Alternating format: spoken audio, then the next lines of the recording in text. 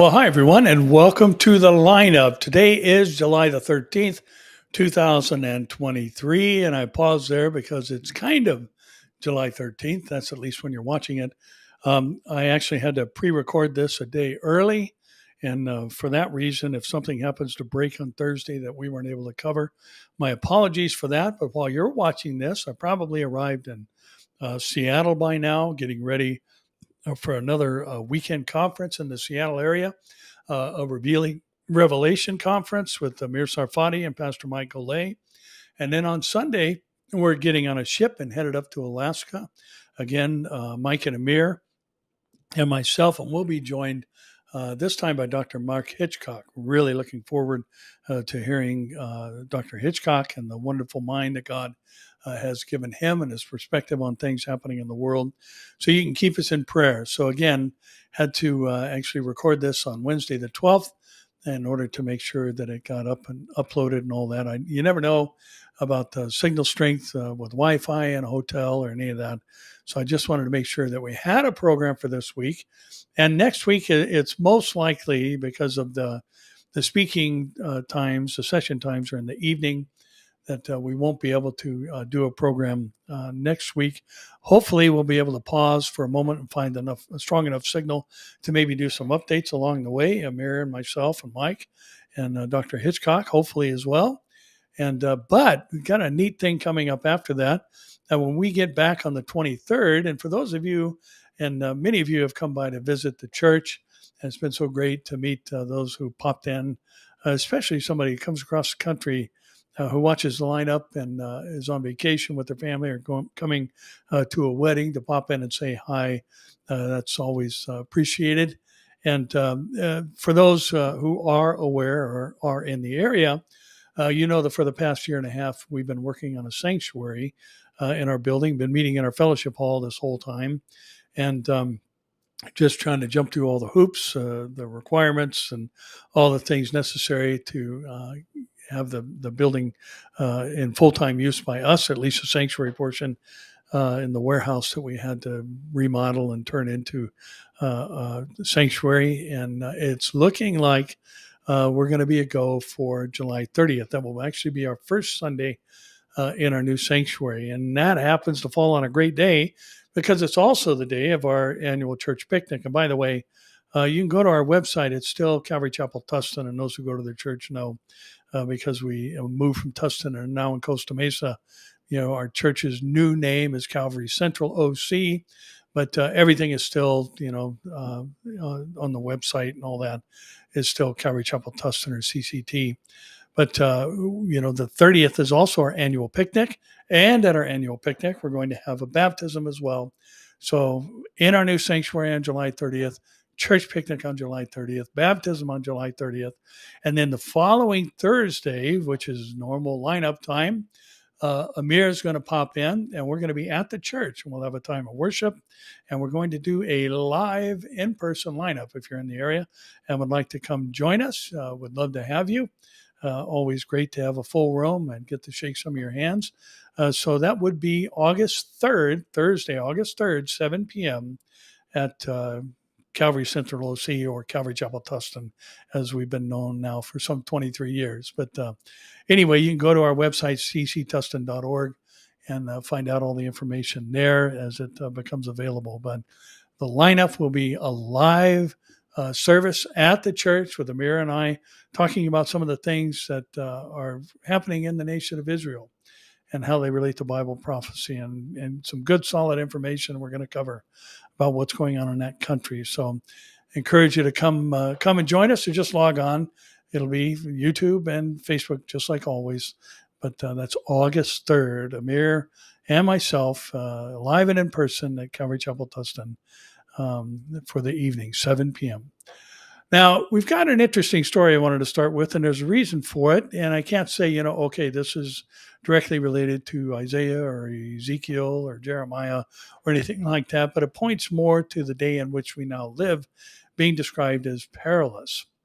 Now, the Epoch Times reports that North Korea fires ballistic missile after making allegations on U.S. spy planes. North Korea fired a suspected ballistic missile off its east coast on Wednesday. It definitely fired a missile. The ballistic part is suspected. South Korean and Japanese military said just 2 days after it warned of counteraction against alleged intrusions by a U.S. spy plane and drones. Both South Korea and Japan reported spotting the launch, but have not yet released further details. This occurred after North Korea's last launch on June 15th, which involved two short-range ballistic missiles that landed within Japan's exclusive economic zone. The recent launch followed an accusation by Kim Yo-jong, the sister of North Korean leader Kim Jong-un, that U.S. Air Force reconnaissance planes and drones had intruded into the airspace of North Korea's exclusive economic zone on July 10th. I have already notified beforehand the counteraction of our army upon authorization, she was quoted as saying by the state-run Korean Central News Agency. She warned that the U.S. forces will face a very critical flight if they continue to illegally cross into North Korea's airspace, according to the KCNA, the Korean Central News Agency. North Korea said the U.S. had flown spy planes and a drone, RC-135, U-2S, and RQ-4B, over the east and west seas of Korea between July 2nd and 9th. And they warned Washington would, quote, pay the price, end quote.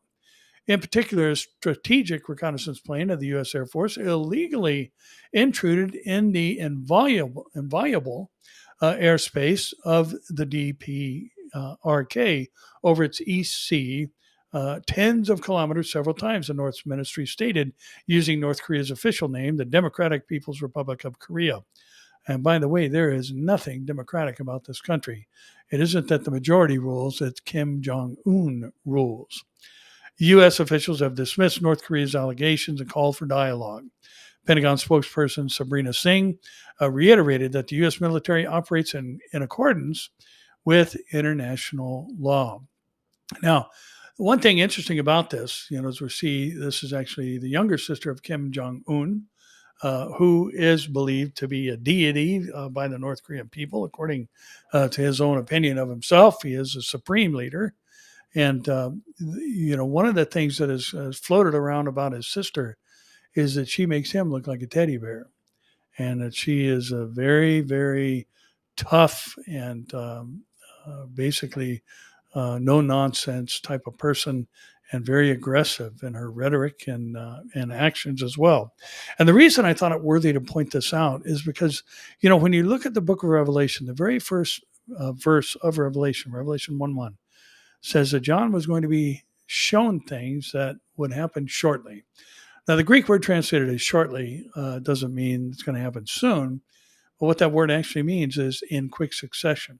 And the implication in the context means that once they start, they're going to happen quickly. And this reminds us that, things can change dramatically. Anybody that's can remember the whole scene playing out on September 11th will remember how we got up one day and all of a sudden the world was a different place, and things had changed. And especially for us here in the United States, watching the planes hit the towers and the Pentagon, and hearing the stories of the one that went down in Pennsylvania, and the "Let's Roll" comment that became kind of a national cry. We know how quickly the world can change. And, when you've got someone who is unstable and believes himself to be some type of deified being who ought to be worshipped by their people. And, there are people in North Korea who have been executed for not clapping hard enough, or not smiling big enough, or not being overcome enough by the presence of Kim Jong-un. And, this is a reality for these people. And so democratic is a very inappropriate word to associate with this group. But, you've got people that are mentally unstable. And all it takes is somebody like this with a finger on a button that leads to a nuclear bomb. And next thing you know, you've got the world at war. And, things are going to happen just that quickly, like they did on September 11th during the tribulation period. And there's a lot of pieces of the puzzle you have to fall into place, but they can happen quickly. We can get up one day and the whole Isaiah 17:1 prophecy is already fulfilled. Happened while we were sleeping. And, things in the age and the weaponry that we now live in, things can happen just that fast. We could get up in the morning and read Kim Jong-un pushed the button, launched nuclear missiles at the United States and Japan and, wherever else that he deems to be a threat to them. South Korea, certainly. And then next thing you know, we got World War III going on. There's been a lot of talk about World War III of late, especially in relation to the Ukraine-Russia situation. And, it just takes one guy, just one unhinged person who, just sees himself to be invincible and incomparable and all these other things like this family seems to think they are. And the next thing you know, we've got a world in nuclear war. Now, the Associated Press is reporting that the U.S. has officially rejoined UNESCO 5 years after Trump withdrew. The United States on Tuesday formally rejoined the UN Scientific, Educational, and Cultural Organization after a 5-year absence. And the U.S. return to the Paris-based UNESCO was based mainly on concerns that China had filled a leadership gap since the U.S. withdrew during the Trump administration. UNESCO's governing board voted last week to approve the proposal by U.S. President Joe Biden's administration to rejoin. And on Monday, the U.S. delivered a document certifying it would accept the invitation. And on Tuesday, UNESCO's Director General Audrey Azoulay said it is official, and a welcome ceremony with flag raising and VIP guests is expected in late July. The Biden administration announced last month it would apply to rejoin the 193-member organization that plays a major role in setting international standards for artificial intelligence and technology education. And the Biden administration requested $150 million for the 2024 budget to go to UNESCO dues and arrears. We're going to pay back our dues for the last 5 years that we weren't involved. I mean, how dumb can you get? I'm shocked. I don't know why, but I'm just shocked at some of the ridiculous and insane things that are going on with people in places of power today. The full debt of UNESCO is $619 million a year, and that means that the U.S. they will pay off $619 million in debt. But this makes a big chunk of UNESCO's $534 million annual operating budget. The U.S. is contributing 22% to UNESCO's overall funding. And interesting that Azoulay said that, this is excellent news for multilateralism as a whole. If we want to meet the challenges of our century, there can only be a collective response. And the Trump administration in 2017 announced that the U.S. would withdraw, citing anti-Israel bias, which they still have. And that decision took effect a year later. So, again, the U.S. back on board with globalism and, the whole Great Reset and the World Economic Forum and all that other nonsense. Well, The Hill reports that Nikki Haley says Biden made Putin's day with resistance to Ukraine's NATO bid. And Republican presidential candidate Nikki Haley criticized Biden's resistance to NATO membership for Ukraine on Tuesday, suggesting that the move benefits Russian President Vladimir Putin. I mean, I think he just made Putin's day, she said in an interview with Fox News. Look at what's happening. They're missing the exact strategy that could end this war. And if you just look at NATO, and I know because I dealt with them at the UN, they can get weak in the knees and you have to stiffen their spine. I had to do it many times at the UN, Haley, who previously served as the U.S. ambassador to the UN, added. The key is there is no reason Ukraine should not be a part of NATO. Well, the reason that Biden says no to it, or at least says they are not ready to join NATO, is because Putin has made it quite clear that this is a declaration of war, equal to that, at least in his mind, to basically cause the NATO group, the North Atlantic Treaty Organization, to align themselves against the Russian leader. So, that's why Biden has taken the position. There's no other reason. It's not that they're not ready. It's that, he doesn't want to have to face Putin and any consequences for allowing Ukraine to join NATO. And again, my mind goes back so frequently, and I just, the Bible's such a wonderful book, and it just blows my mind sometimes to that may not be a very big explosion, but it does blow my mind to just think about all the things that the Bible talks about that are just becoming so clear now. And I've recently been following this, and I mention it semi-frequently, this progression that happens in Isaiah 2 when the Lord rises at a time to shake the earth. And chapter 2 says, at the time the Lord shakes the earth, that the people of the earth are going to hide in the rocks of the mountains. Well, this is completely consistent with Revelation chapter 6, 17, and 18. That's exactly what they do. So at the time that the Lord raises to shake the earth, one of the things that's going to be an indicator of that time or the nearness of that time is incompetent leadership. The Lord said in chapter 3 of Isaiah that I will give them children for their princes.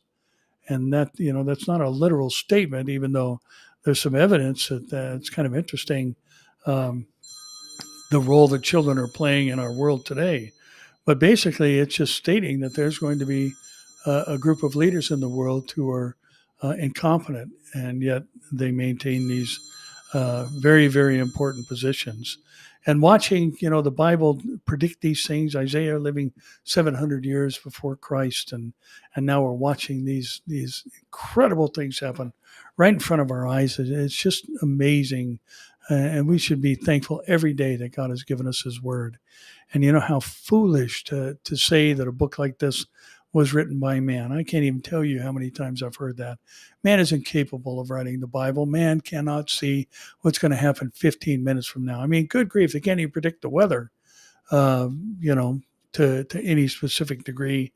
And I think we all know how weather forecasters do their best, trying to follow patterns and, the jet streams and, cloud accumulation and order and all those other things. They're doing their best shot, but all they're doing is just taking an educated guess, because we see, a cold day that winds up hot, dry day that winds up rainy day that winds up forecasted rainy day that where it doesn't rain or it snows or any of these things. Man is just incapable of doing much of anything about the future and predicting it. But the Bible is distinct from that. And that's what separates the Bible from every other religious writing. It's prophecy.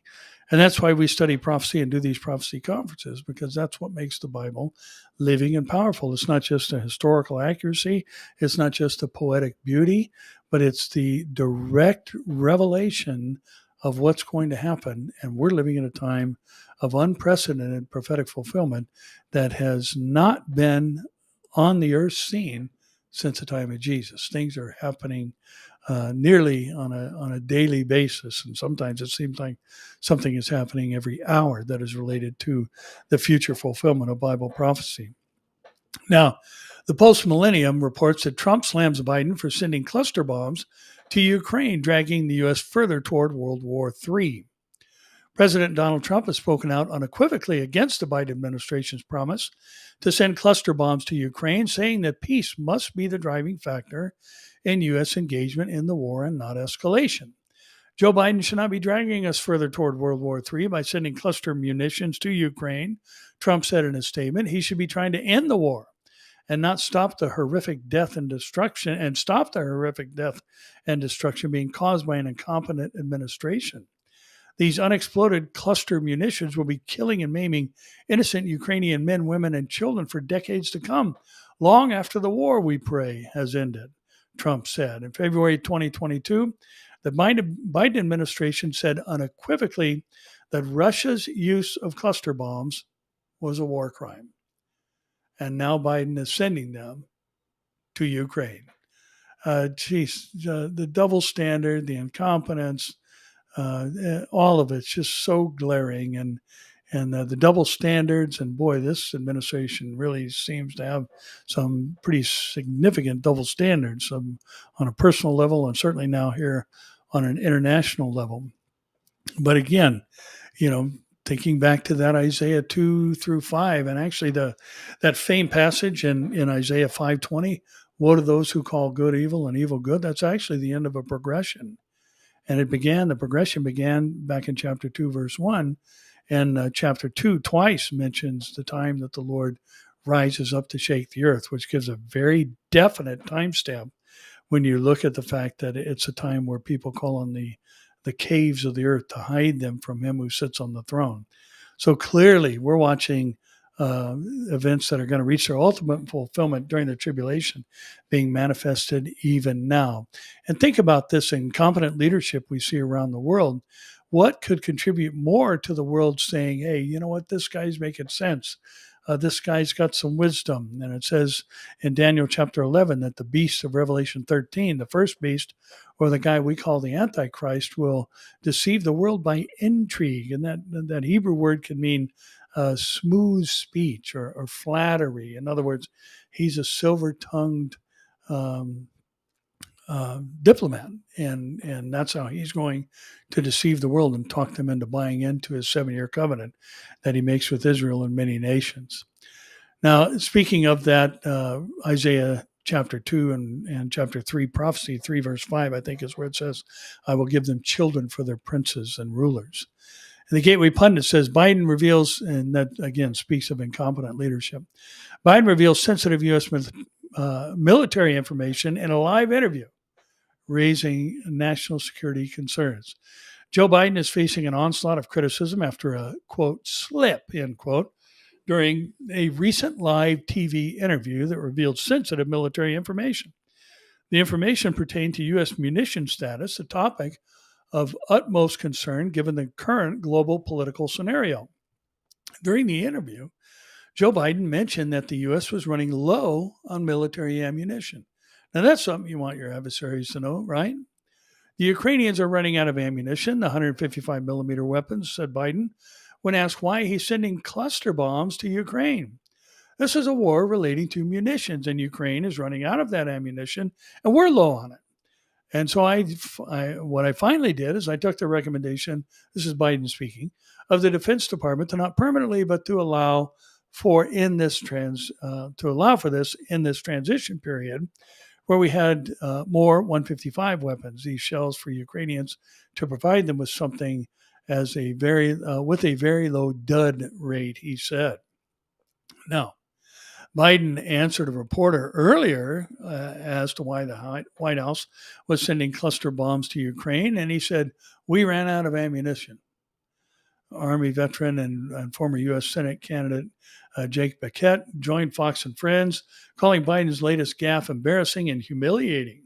And while speaking on Fox and Friends, Bequette drew attention to the severe consequences such an indiscretion would have for ordinary soldiers.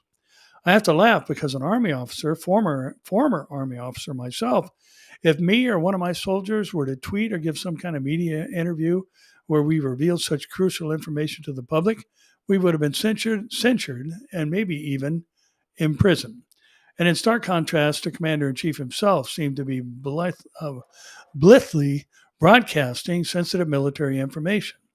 And this, according to Bequette, is not only embarrassing, but could also have severe implications for national security. Well, the interesting thing about this is, when a country is trying to be overrun by tyrants and the communists and socialism leaders are trying to take control, the first thing they do is disarm their people. And that's why we've heard so much about, striking the Second Amendment and the right to bear arms and what many seem to think it means. And, it means what the context says it means. And the context was we were on the brink of the Revolutionary War, and therefore citizens have a right to take up arms against their government, is what the whole Second Amendment is about. And it's not about hunting and all of that, that they try and, the defenders of it try and protect it. It's about protecting yourself from tyrannical governments, rather. And, that's the historical context of the Second Amendment. But, the interesting thing about what we just talked about, this article that we just read, is think about what your enemies can potentially plan and carry out when you announce to the world that we can't really defend ourselves. Now, of course, we've got, the greatest military in the world, and it doesn't mean we're out of all kinds of ammunition, but, we're talking boots on the ground personal defense type stuff, and to announce to the world that we can't really, we can shoot at you from the sky and all that, but if you were to hit us with ground troops, there wouldn't be a whole lot we could do because we're out of ammo. And again, just such this is I would not call this a gaffe. This is just in incomprehensible, I guess would be the right word. But anyway, we have incompetent leadership all over the world today, not just here in the U.S. Now, we're seeing a lot of stories along the lines of the one we're about to read, and it's just a sad commentary on the day in which we live. And Breitbart is the author of this story. And the headline reads, a teen girl is accused of hate speech after voicing concerns about transgenders in the girls' locker room. Pardon me. It's hot today. I've got the air conditioner on and a fan blowing right on me, so drying me out a little bit. So excuse me for that. A YMCA swimming coach in Illinois accused a 16-year-old girl of hate speech for voicing concerns over a male claiming to be a transgender woman walking nude in the girls' locker room.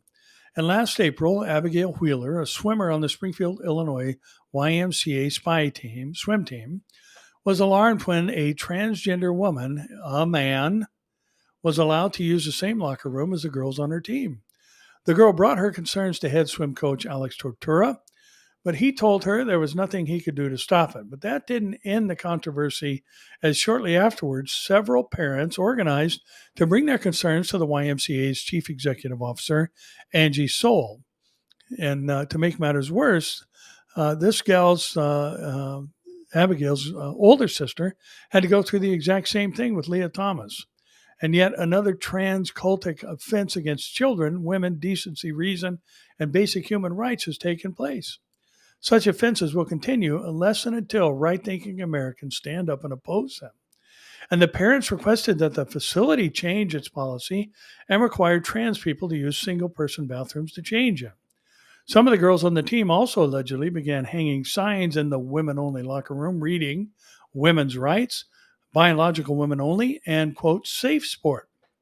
And Safe Sport is a U.S. nonprofit authorized by Congress that is dedicated to ending physical, emotional, and sexual abuse in sports. And after the signs went up, though, Wheeler's father said that Coach Tortura retaliated by saying that the girl was engaging in hate speech and threw her off the team. Tortura allegedly told the girl that she was not allowed to participate with the swim team and was asked to leave the pool area, her father says. For its part, the YMCA claims the girl is lying and that she was never kicked off the team. And the statement that the swimmer was removed from the Y and prevented from participating on the swim team is false. The YMCA said she left the swim team on her own.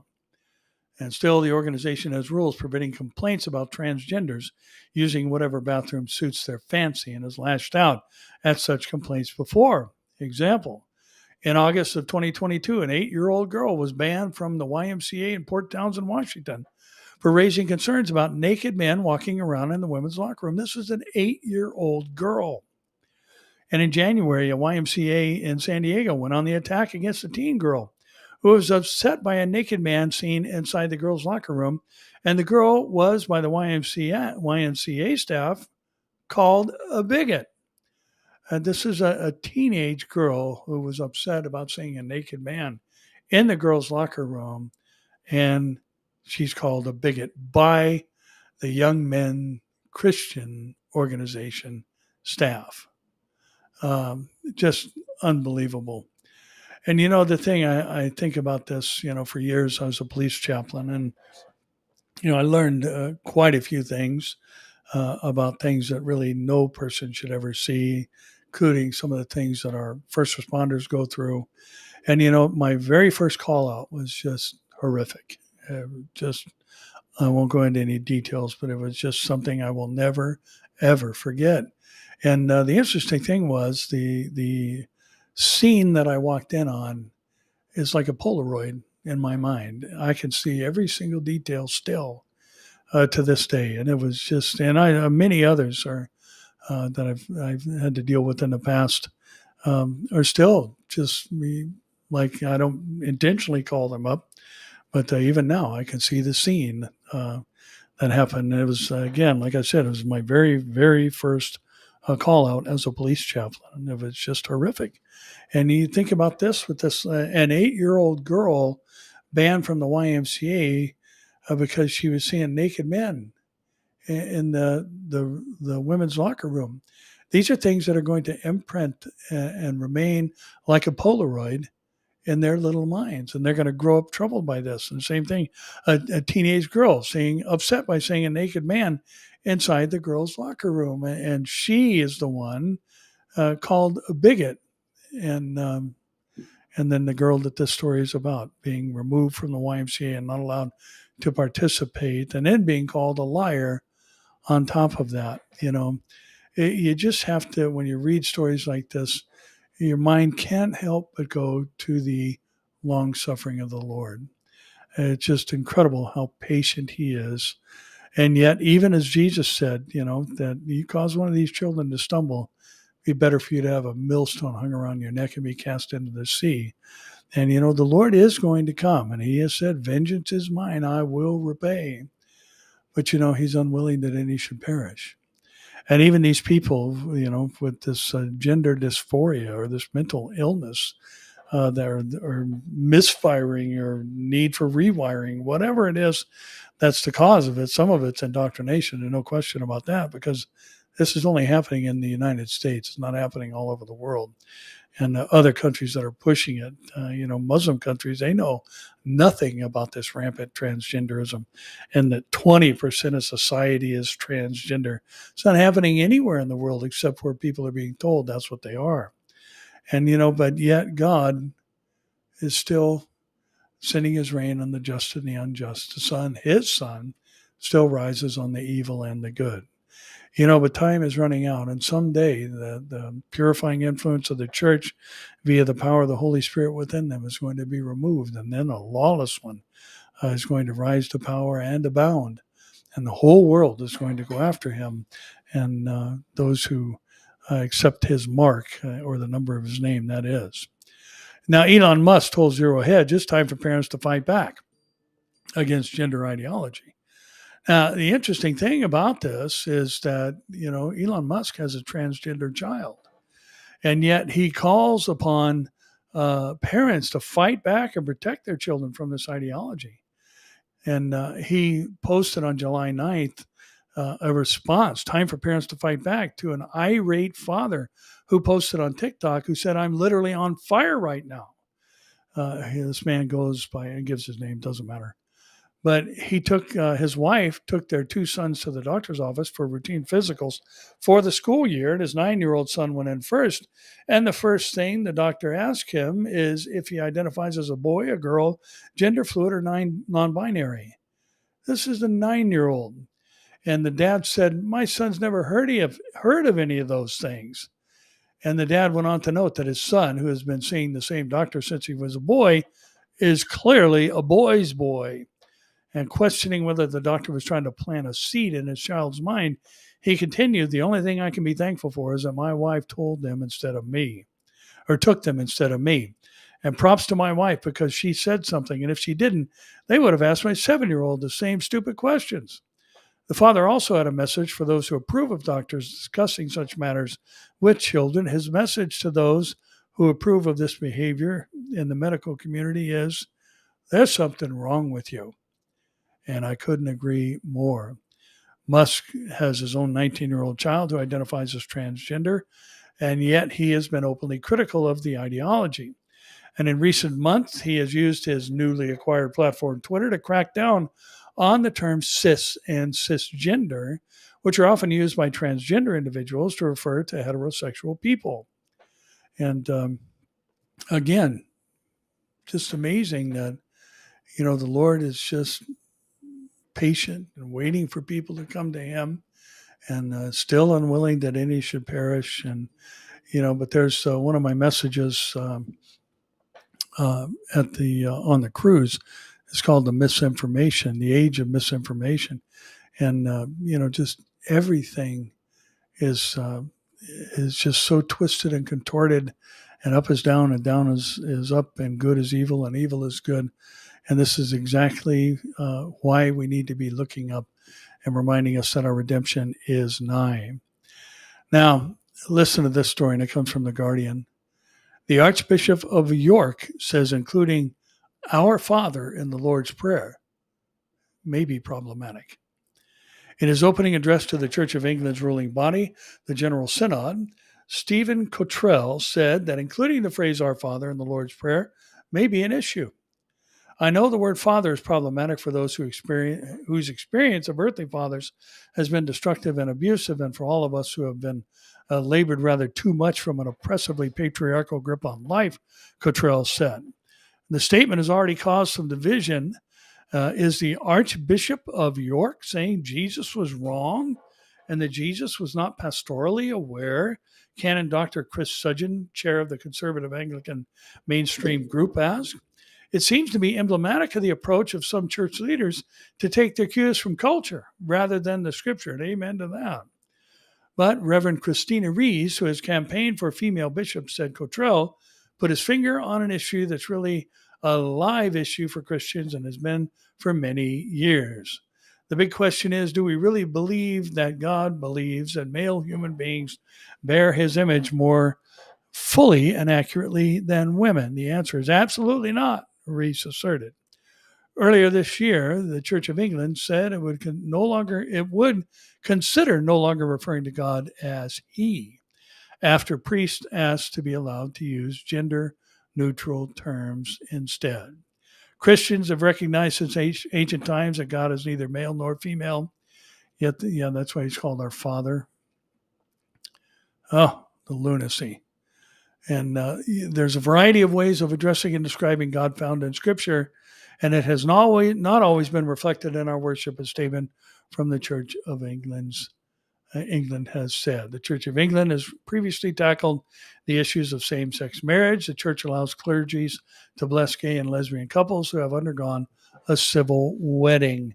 Those first blessings are expected later this summer, but the Synod is also working on new rules about whether gay and lesbian clergy may marry their partners. Evil, good, good, evil. Right is now wrong, and wrong is now right. Come quickly, Lord Jesus. Just unbelievable, the things we see in what is called the church, to say nothing of the world. And that reminds us of what Paul said in 2 Timothy 4. A time would come when people would not put up with sound doctrine, and boy, is it here. Now, the Christian Headlines is reporting that critics attempt to tie The Sound of Freedom, a human trafficking movie with Jim Caviezel, to QAnon. Critics of the box office movie Sound of Freedom are attempting to connect the new film to the QAnon conspiracy group. The movie, made by Angel Studios, stars Jim Caviezel, the Passion of the Christ, as Tim Ballard, a former U.S. federal agent who rescues child sex trafficking victims in South America. As Christian Headlines previously reported, Sound of Freedom, rated PG-13, had a strong showing at the box office in its second week in theaters. The movie, which cost an estimated $14.6 million to make, has already grossed over $40 million so far. Some attendees were reportedly left in tears after watching the film. Now, I haven't seen it, but a family member has seen it and said it's not a feel-good movie at all, but it's truth and a very sober awakening to what's actually going on in this human trafficking that is plaguing our society today. And, it's funny that, not funny, but curious. I should say that, at the destruction of Babylon, one of their commodities was the bodies and souls of men. So this brings about its ultimate destruction, and one of the tenets of it. And here we are with this particular issue being a major global problem in these last days. And yet, because somebody makes a movie about it, it has enemies. Can you imagine such a horrid, and we happen to work with a ministry at our church that just does a wonderful job. It's called Run to Rescue. And I encourage you, go to their website and just type in the word run, the numeral 2, and then the word rescue. And I would encourage you, a lot of people, very cause oriented. And if you're looking for something to support, I would go online and support this. This is a ministry that works now with Homeland Security, and it's a Christian organization. And they do pull girls off the streets who are being sex trafficked and hide them from their pimps and those who are using them, many of them having been kidnapped or just street kids that have been forced into this through drugs and all that. They do a wonderful, wonderful job. And it's real. The things that are happening are real. And this movie exposes it. So what are they trying to do? Well, because Hollywood is deeply involved in this and to a degree being exposed by this, they try and make this movie associated with some kind of fringe group. What a world we live in today. Isn't it just amazing to think that these things that are so obvious and so ridiculous. And, one of the things that just grates me about this whole trans thing and these pride parades is if you really think about it, if a heterosexual male exposed himself to children, he would be arrested immediately and tried and imprisoned. Um, you know, but if you're part of the LGBTQ movement, you can march down the street naked in front of little kids, and their parents will stand next to them cheering the parade on. I mean, it's just insane what has happened to our world. But this is exactly what the Bible said it's going to be like in the last days. Thoughts and intents of man's heart is only going to be evil continually. The world is going to be filled with violence. And, Paul mentioned about the degraded society in Romans 1 of people being inventors of evil things. And boy, do we live in a world that is plagued with that today. But, this all should remind us that we need to keep our eyes fixed on the prize. And I love, Psalm 121. I lift my eyes up to the mountains. From whence comes my help? My help comes from you, Lord, the maker of heaven and earth. We need to remember that there's none like our God. He is able to save. He cannot be defeated. He is going to win the day, so to speak, as we know. We've been told the end of the story. We know where all this is going and how it's going to end. We know that this whole moral and spiritual digression is going to be interrupted by the removal of the church in a moment, in the twinkling of an eye. And then after a break of who knows how long, there's going to be a time like the world has never seen since men were on the face of the earth, when God pours out his direct wrath on a Christ-rejecting world and completes his discipline of the nation of Israel, causing the one-third surviving Jews to look upon the one whom they pierced and mourn for him as one mourns for an only son, fulfilling Romans chapter 11, when all Israel is saved. 2/3, Zechariah says, will die during the tribulation, but God is going to protect and preserve the 1/3 who will look upon the one whom they pierced and mourn for him as one mourns for an only son. Well, that's it for this week. And again, I covet your prayers. And please, again, my apologies if something happened on Thursday that we weren't able to cover tonight. And things do break all the time.